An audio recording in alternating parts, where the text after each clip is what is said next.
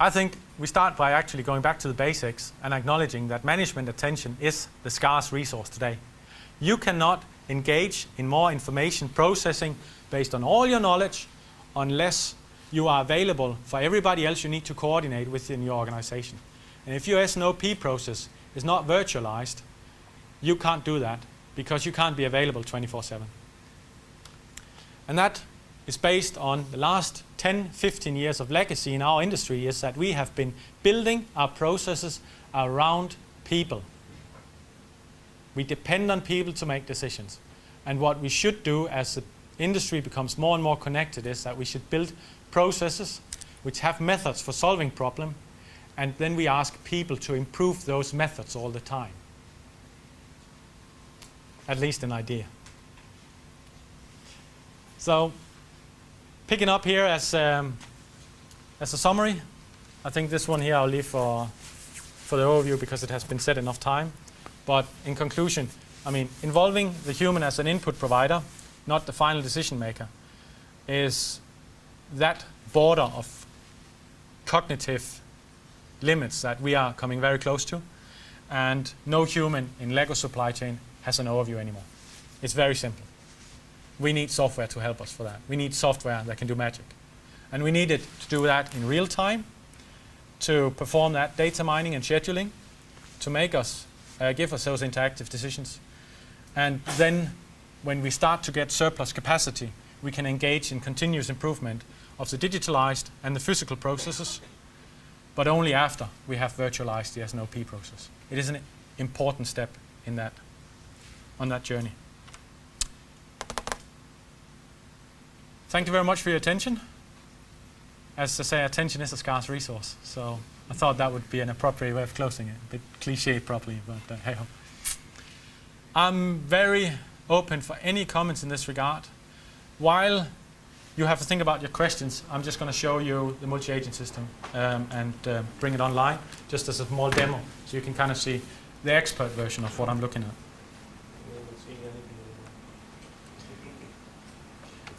It's all these confidentiality agreements.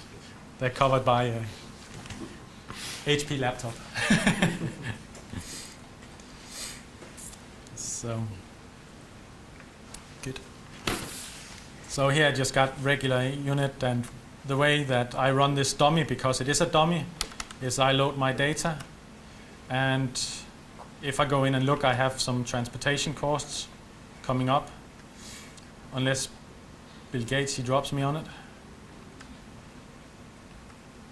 So here I have my different stores, and you're just seeing one dot now because nothing's really moving. But if I click on the dot, I can go in and pick up every single product at the bottom. I apologize for those where the slides is a bit small. I can remove some of them so we can just see the basic essentials. And now I'm going to import a day and say, when this day has passed, I need to commit my decisions. And then after I've done that, I load the next day, and then I need to commit my decisions. And this is how I produced that result I said which was achievable. And every time my optimization, just like the green line on the chart, converges, I start doing a new day and a new forecast. And I keep doing that. The brown line you see up here on the right, on the left-hand side is the past, and the left side, the right side for you guys, the green line is where we see that is the forecasted behavior for the future. So this is inventory management, and in its basic form. And if I take my product consumptions here, individual in quantities and so on, I can work with that. I can get my real-time reporting going on my product stocks, and I can pick that from any stock anywhere in real time. And this is running on my little laptop. It's not running on Amazon. I'm offline here, okay, so just in case somebody asks. And if I want to look at the next deliveries when they're coming in, I can see some discrepancy. For example, here, this one here is brown. It has been shipped according to forecasted quantity because I cannot respond otherwise to the needs. So here's another one which has been shipped, even though we base it on the forecast. Thank you very much. So this is a toy. And for the financial control at the rear, this is projected profit. And we do that in real time. Okay. And I'm pulling through 2.8 million data points. And I'm scheduling all that rubbish in less than 41 seconds in the real model. The technology, guys, is out there, but as I said, the reason why we got and what we sit with is because we've asked for it. Now we need to challenge our own way of thinking if we want to innovate in the future of supply chain. Lego, I put up a little bit of criticism to SAP, so I also have to give a bit of credits. But Lego uses SAP because it's a very stable backbone system. Okay? But what we do not see at the current point in time is the interactive planning part of it. And why is that? Obviously because nobody in the industry has asked for it. Okay? I let that be the words. I'll leave the floor open for comments. Any questions? What will be the impact on forecast accuracy? Second? What will be the impact on forecast accuracy? Any idea, any calculation? What would be the impact on forecast? Forecast accuracy. Well, a very basic line of thought. The closer you come to the information which happened right now, the shorter you have to forecast, the better you can follow the trend. But if you make commitments to the future, which of course transcend a far way out in the future, then those resources are committed irreversibly. You cannot redo that decision. So the question is that if you got a very responsive system, you can actually shorten that time and say, I don't need to commit that decision now, I can do it later. And that, I think, is a trick. So basically, you can actually reduce your forecasting then. Yeah. I mean, this made basically that, we still need to put in events like saying marketing is doing this or that. So I got the customer service guys putting in the events which they associate with the order. But the point here is we're putting more intelligence into it. And then we trade off all the variables and get the best out of it.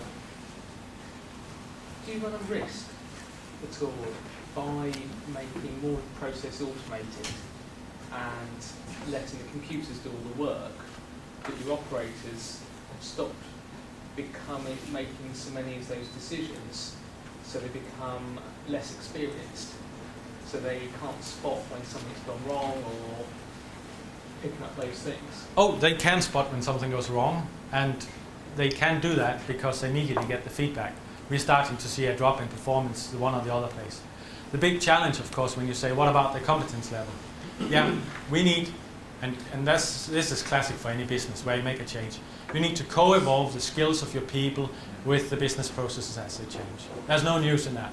And this is just giving them a new toolbox, Now the question is saying, oh, well, okay, right now, or you can say in the past, they would have submitted an order, and then they would be stuck. In the future, when we are going more and more live with this, what is required is that instead they press, I want to evaluate the consequence, F8, and then what I like, I tick the boxes out on the left and press F9, and then commit it. That's it. We got to make it easy for our users. What's your lead time? So you're doing this every day. Yeah. It takes you 3 months to get the goods to where they need to be.